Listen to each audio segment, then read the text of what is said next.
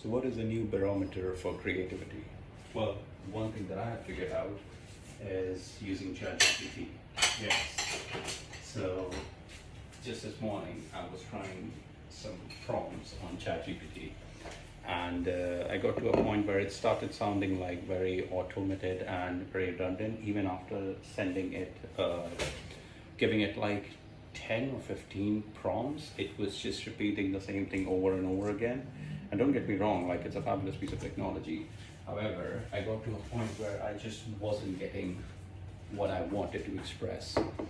And that's when it hit me that, okay, probably this is something that has to be where I have to take more of a creative approach and come up with my own ideas. And I was able to articulate my ideas, don't get me wrong.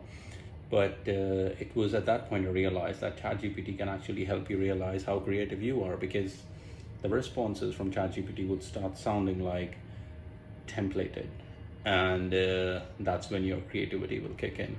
So I think it's an interesting spin on it, but yeah, and I would suggest try and use ChatGPT for your use cases, or whichever LLM model, doesn't have to be ChatGPT, for your use cases, and see how creative you can get.